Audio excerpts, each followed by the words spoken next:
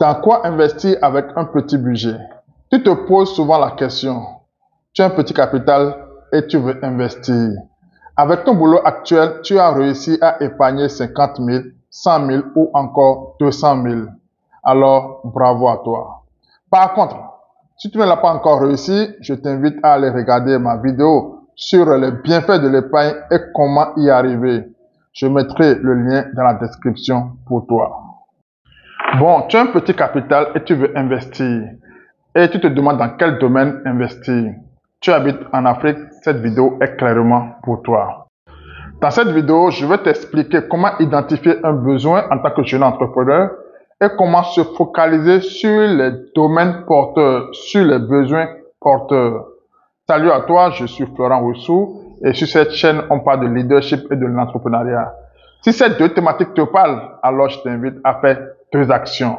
La première action, c'est d'abord de t'abonner à la chaîne pour ne plus rater les prochaines vidéos et aussi pour soutenir la chaîne.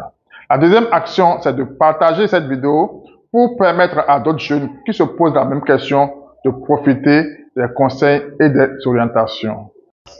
En tant que jeune entrepreneur, connaître les besoins d'un client ou d'un milieu est primordial pour définir le produit ou encore la proposition de valeur.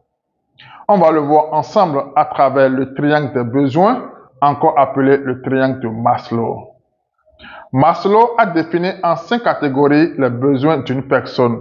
Je vais aller rapidement là-dessus.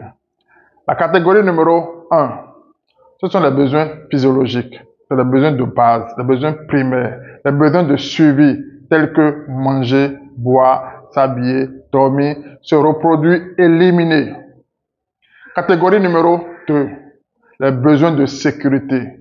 Une fois que tu as mangé aujourd'hui, tu as bu aujourd'hui, tu veux t'assurer que demain également, tu pourras le faire. Dans ce cas, tu vas commencer par épargner. Tu vas vouloir construire une maison. Tu vas vouloir sécuriser ton boulot, avoir des contrats à long terme. Catégorie numéro 3, ce sont les besoins d'appartenance. Une fois que tu as mangé aujourd'hui, que tu es sûr de manger encore demain, tu veux maintenant interagir avec tes semblables. Tu veux appartenir à un groupe, à un club, à un cercle. Tu veux avoir une communauté.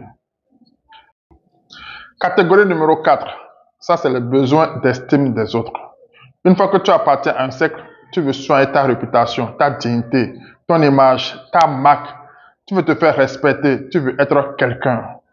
La catégorie numéro 5 est la dernière, ce sont les besoins d'accomplissement.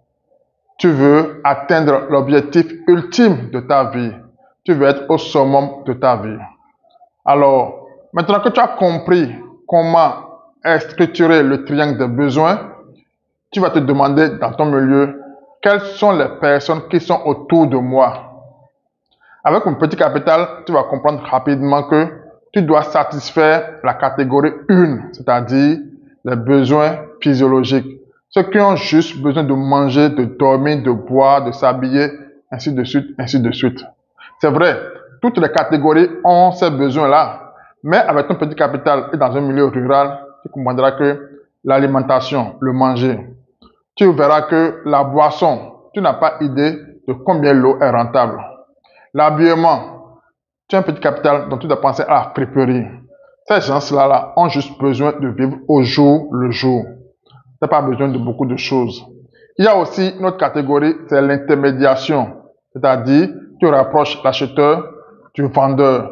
Tu es au milieu, tu vas négocier quelqu'un qui a un magasin, une boutique, qui vend des œufs, qui vend des habits, des chaussures, encore des sous-vêtements pour les femmes un peu rondes, des articles un peu rares à trouver, et tu essaies de les rapprocher. Tu prends une commission à gauche, tu prends une commission à droite. Et c'est exactement la même manière que se comportent les agents immobiliers. Ils n'ont pas de terrain, ils n'ont pas d'immeuble, ils n'ont pas de bâtiment, mais ils arrivent quand même à te trouver une boutique, ils arrivent à te trouver un logement, un terrain à acheter. Ils prennent une commission chez toi, ils prennent une commission également chez l'autre. Et voilà comment ils se font de l'argent. Avec le téléphone, ils parcourent la localité, ils répertorient les immeubles disponibles et commencent par faire la publicité sur les réseaux sociaux, avec le téléphone, sur les pages et commencent par attirer les clients. Alors, voilà comment tu peux investir ton petit capital. Trouve-toi un petit restaurant, dans un coin de rue, devant une église, à côté d'une école, un petit restaurant où tu peux vendre la boisson, tu peux vendre à manger, une petite boutique où tu peux faire de la friperie, je t'assure que c'est des domaines qui sont testés et prouvés, qui marchent toujours, quelle que soit la période. J'espère que la vidéo t'a plu. Si c'est le cas, n'hésite pas à me laisser ton commentaire et n'hésite pas également à liker et à partager. Alors, à la prochaine pour une autre vidéo. Alors, rêve grand, mais commence petit.